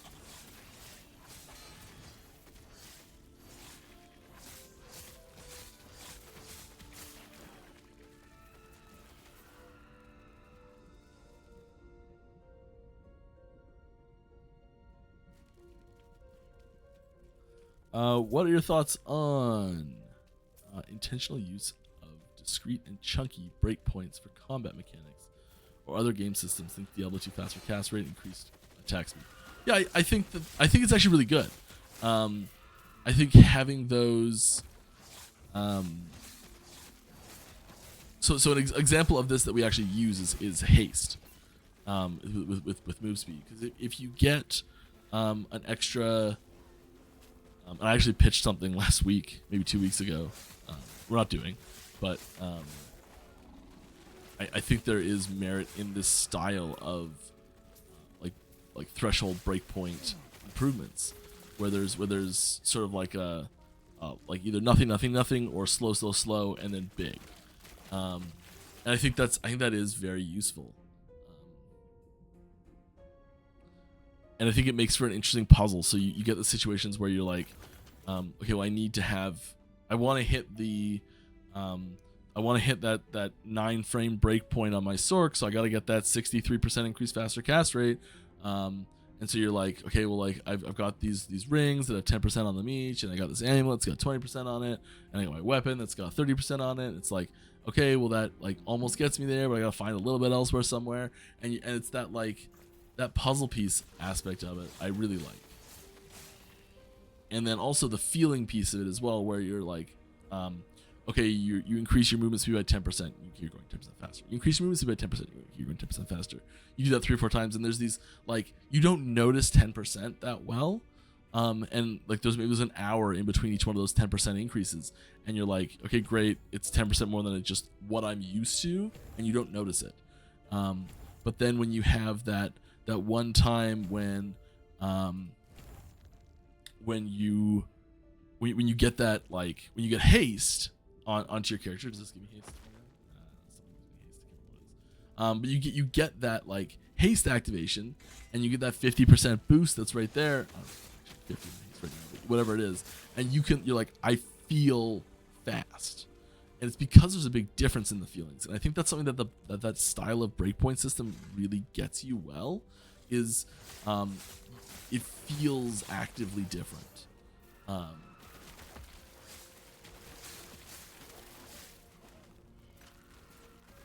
And that's really, I think, a good thing, where you're like, you can there's a tangible immediate feedback of, I did a thing, I got better, look how I'm better.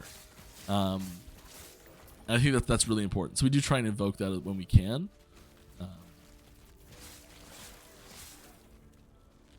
And so yeah, like I mentioned last week, I pitched something about cooldowns that we're not using around this same idea, that I think is, I think that design focus is a good thing. And I agree that we're not using it on cooldowns as being a good thing. It was a bad idea, but I guess what I'm trying to illustrate is that it can be applied in so many different places of like a philosophy ?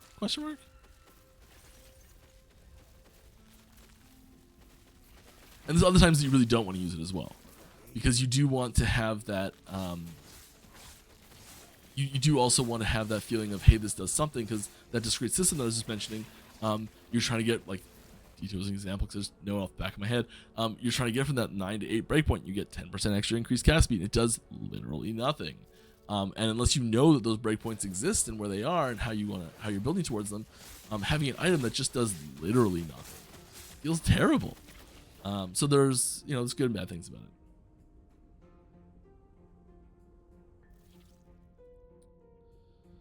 All right. Any question you want us to ask, like some pulse check or problem you're dealing with and want some different viewpoints or ideas. Thanks for the offer.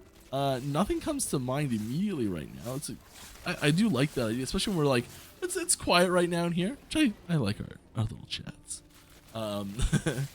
But yeah, while we're a little bit quieter, I think let's I should probably come with like some prompts in case it slows down. I think that'd be a good thing.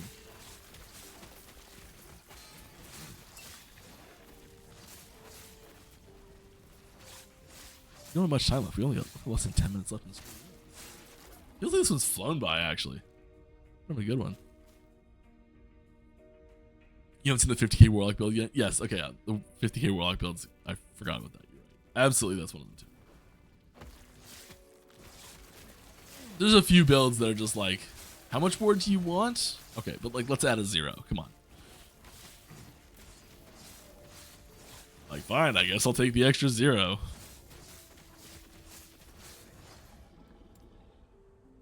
Didn't ask for it. Don't really need it, but I'm not gonna turn it down. That's kind of the way it feels like on some builds. Any new weapon bases for Cycle 2? No, I don't think we have any new weapon bases for Cycle 2.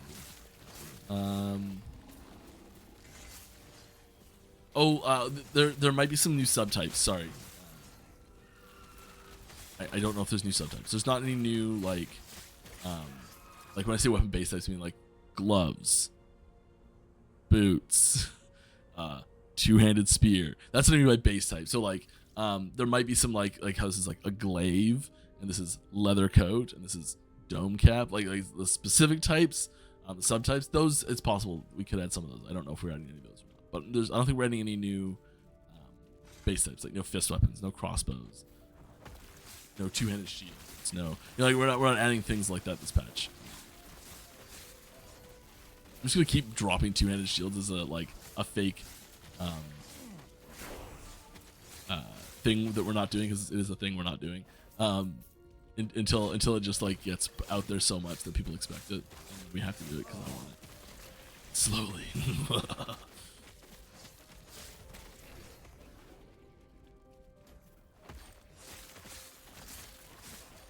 I just want to cosplay as Braum, that's all. I know this is like so unbelievable. This is what happens when there's not a ton of questions. You just get me like wacky rambling and ideas. So wacky rambling idea from Mike that we can't do and we're not doing, so don't expect it. But I think it'd be super cool. You get a shield or a class that's like a two-handed shield, but he can also like break it apart into two one-handed shields for like offensive mode. Yeah. So it's like defensive mode with one really giant one, or can like break them apart, and then they're like shield punching gloves. Like I'm thinking more like if you ever watch hockey, like the goalies have like a blocker hand, and it's a shield. It's like what's the difference between a blocker in hockey and like an actual shield? Not much. Blocker's smaller. But like, give me one that I can like split apart into two halves, and you got then you're dual wielding shields. So you're dual wielding shields and two-handed shields in the same thing. How cool would that be? Can't do it. Wish.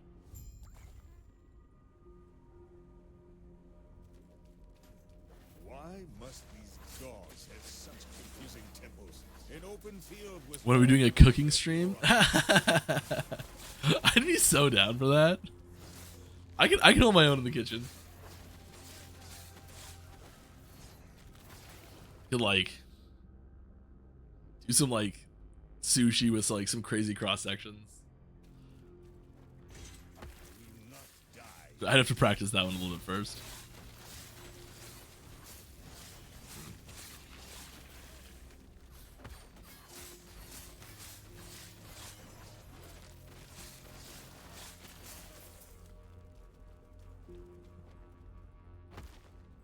All right, Leah. Just want to say a big thank you for LE. I'm new to these kind of games. It's been very fun to play, enjoy, and get stuck into. Thank you very much. I'm glad you're having fun. That's really what this is all about. Like making the game, all of it is just like have fun, play games, the whole thing.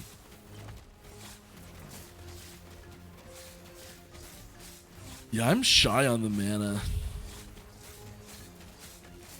I saw 132 poison. I saw 132 poison.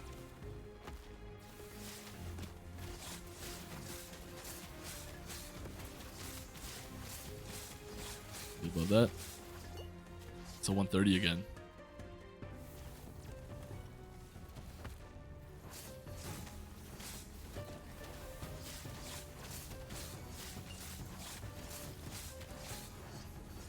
Leoth always takes me so long on these terrible builds that I play. It's worth running over there.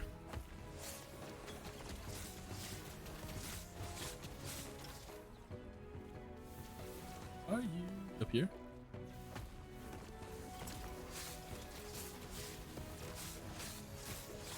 Come on, Leoth. This build's actually, like, as far as like my terrible builds that we do going into here, like, not the worst DPS I've had. I feel like we've been in this fight with like just atrocious DPS before by comparison.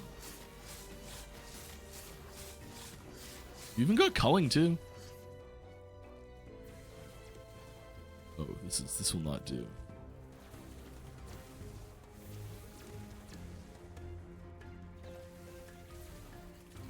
Go ahead, portal.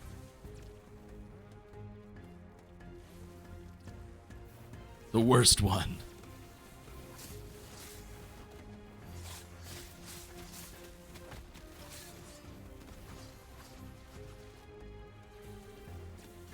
Can't even read it. That's the other window. We're one hit away from the culling. I feel like we did that pretty well. I also feel like I should be checking my gear a little bit because I feel like I'm.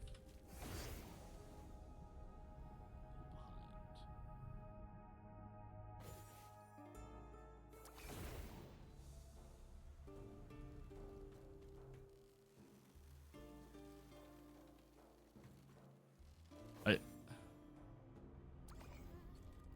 don't want to talk about what I just did. I don't think it'll let me through.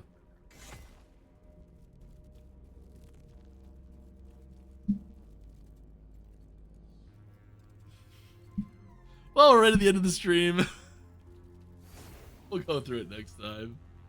Can't believe I did that. Just like reflex, go back to town.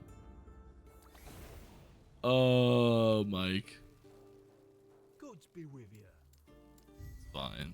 Good boy.